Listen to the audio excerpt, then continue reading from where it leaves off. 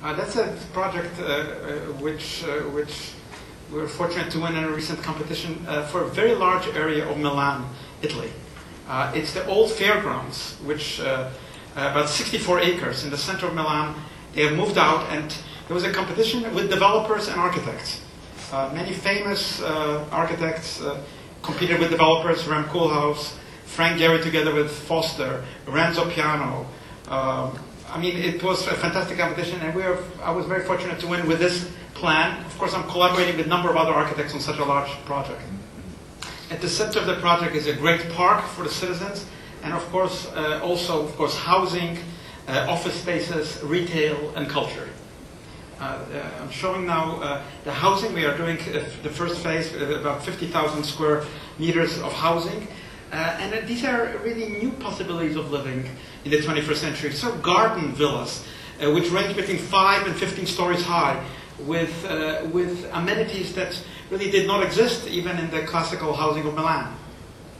So you can see a whole emergence of a new neighborhood with completely new qualities, and part of the master plan in which I am working and the other architects who are part of our consortium. We're working with the biggest insurance companies who are the developers, the Generali and Ross, but with Zaha Hadid and Arata Izazaki, Pier Paolo Maggiore. The idea is not to create a homogeneous area which is all the same and all very boring, all according to a singular idea, but a master plan which I've created, which creates a diversity and a kind of interest that classical and great cities always have had. I'm also involved in one of the high-rise office towers, which are needed and which will really be the first high-rise, the tallest towers in Italy. And the idea here is very new. I always try to do something which has never been done. And towers are usually about how high they are. But I created a tower based on a sphere, on a spherical shape, because I wanted to create a three-dimensional public space, a kind of a three-dimensional piazza. You can see that it's almost like a gigantic dome that connects the two other very high-rise towers, creating also very interesting workspaces. It's a very ecological tower. It has a self-shading capacity. It's created in a very economic way with repeated floor plates, a strong core, kind of state-of-the-art engineering, but it's actually a very competitive and economically very viable tower. It has some very spectacular spaces, public spaces on the upper levels for restaurants and so on, but of course it is also very much a working tower, and a tower that contributes to a tremendous landscape from which you see the Galleria, you see the Duomo of Milan, you see all the great historical structures. And it's important to know that the reason these buildings are being built is because cities are in competition with each other. It's no longer just Italy and Germany and France and Japan and the United States. Now Milan has to compete with London and Frankfurt. It has to compete with other cities, and that's why cities are really doing things which they've done in the past, competing on the level of the art of architecture. Now, the project that brought me to Seoul, Korea in the first place, I call it Tangent because it's a project that intersects at one point with architecture, which is at its facade. I had a wonderful client, HDC, interested in something innovative, and of course the tower was already planned, and I thought, what can one do to create an interesting facade that contributes something to people who work in the tower, contributes something to the city, and creates an attraction, which I think a building, even within the parameters of only 1.4 meters, which is what that parameter of facade was, can really be achieved. But to activate the facade, to make something really interesting, to create almost in every square meter of space a very unique experience, both for the public and for the people who work in there, that was really a very interesting challenge, and I think a very good collaboration also with the client. Well, it actually creates a kind of a stage from the building, a kind of spectacle, a public theater, which you can focus on the activities of the building. You can see the building, and when you're in the building, you also can focus on the city, as if you were on a stage. And I think that's important because I think architecture that has a public presence is always a stage for civic life and for business and for culture. But it's not only about aesthetics, it's about creating ways to look at the city, balconies, self-shading devices, and create an environment which is good to work in. Now, a project that I think touched everybody in the world, a project which I call Memory Foundations for the World Trade Center site in New York.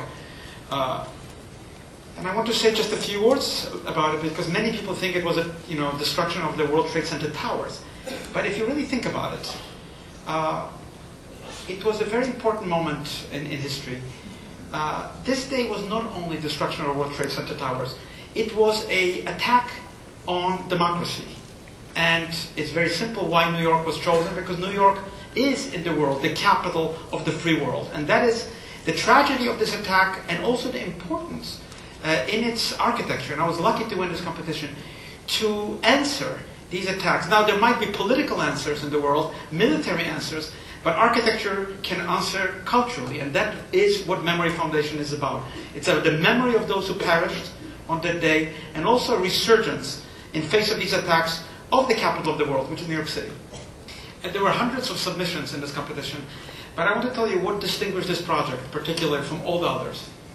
Number one, that I devoted the center of the project not to build anything on it, but to create a meaningful and spiritually resonating memorial. Because it's not just about the thousands of people who perished, but we have to remember that citizens of 94 different countries died in that attack. The second thing which I did, which no one else did, was not to build a megastructure, but to distribute the 16 million feet of density in 5 different high-rise buildings rising in an emblematic spiral form like the torch on the Statue of Liberty to the Freedom Tower at its apogee. And the third thing which I did, which no one else did, is to create a neighborhood, a new neighborhood in Lower Manhattan, which is open to the pleasures of the Hudson River, which concentrates on public spaces and public plazas for the public, and which gives a new identity to this great historical epicenter of the United States. You see the tower spiraling to the Freedom Tower. You see the memorial, almost 5 acres, and also something which I brought in my design. At the very center of the site, culture. It's no longer just Wall Street closing at 5 or 6 o'clock and nothing to do. It's a neighborhood which is open 24 hours a day, 7 days a week, with cultural institutions which extend the meaning of the memorial and the meaning of culture in New York City. A new plaza, September 11 Plaza, and you see in the back a very interesting wall. I discovered this wall as I went down to the pit at ground zero, some 75 feet below ground level. I asked the Port Authority to take us down. It was a rainy, miserable day in November. And as I walked down to the site, I was actually the only architect to go down, because you could see it. You don't have to go down. But something touched me deeply. As I walked to the bottom of this site, feeling the pressure, almost like a diver in an ocean, feeling the pressure of what happened there, getting close to where the tragedy took place, I also saw this wall, which is the so-called slurry wall, a technical name for a big dam that was constructed to prevent the waters from the Hudson River from flooding New York. This wall is the trace of the attack, but it is also the wall that continues to support the site and prevent all of the subways and path trains from being flooded by the Hudson River and the ocean. And I thought, this is a wall that will orient us in the future, because it's a wall both of the tragedy of September 11, but it's also the war of the power of democracy to build such incredible confidence in itself. So you can see that the memorial will be set where the footprints were, some 35 feet below, and of course part of the memorial will go all the way down some 75 feet to bedrock of New York, and you can see the focus on the memorial here. Of course, creation of a completely new public space. Lower Manhattan is full of small streets with dark shadows and large buildings. I wanted to create a plaza that is really open to light. And this is the Wedge of Light Plaza, because it's determined by 2 angles of sun on every September 11th, 8:46 a.m. when the first tower was struck, and 10:28 when the second tower collapsed. And of course, it's a kind of memorial in the cosmic space. It was a blue sky day, and we will always remember it and create a space that the great railway station will be on, which remembers that day and creates a public open forum.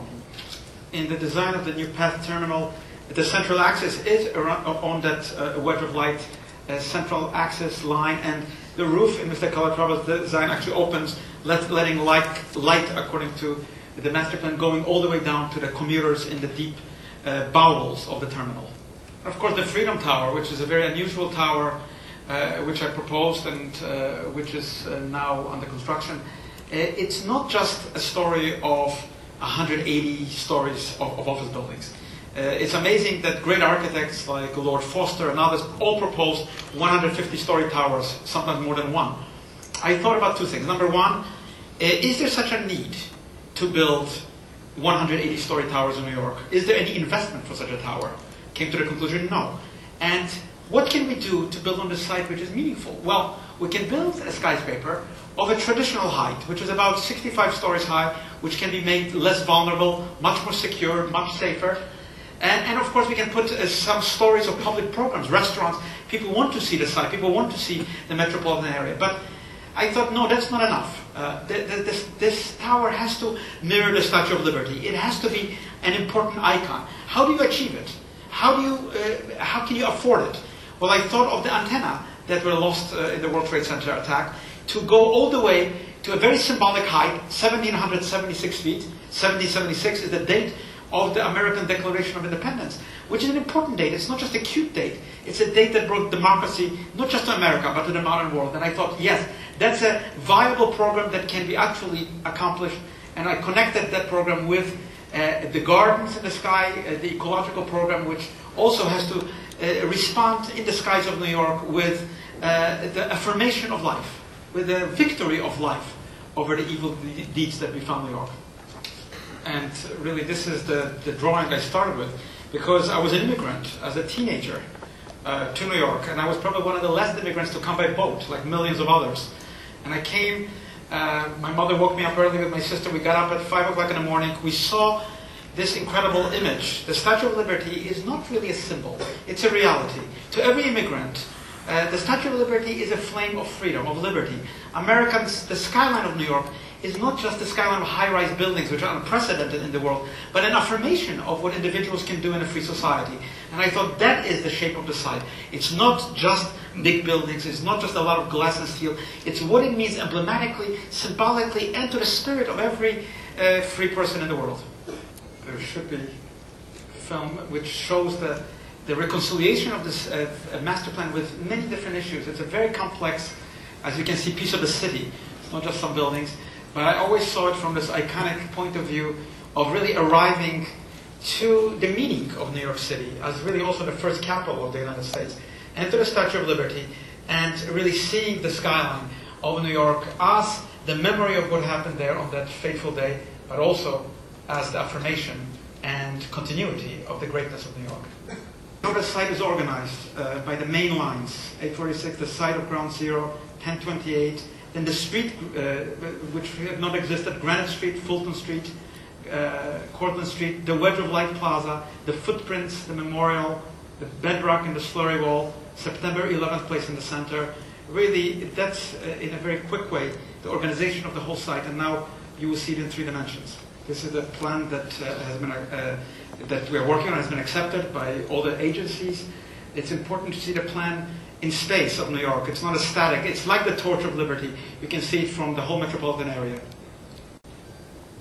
And as you're looking at it from uptown, from Midtown, from the Empire State Building, in a few years, in about 4 years, you'll see the first part, the first phase, the memorial, the cultural buildings, the Freedom Tower, the new Wedge of Light Plaza, the station accomplished. And we are on track, despite the fact that this is such a complex project and so many stakeholders. We will deliver something that I think will inspire the public of the world. Thank you.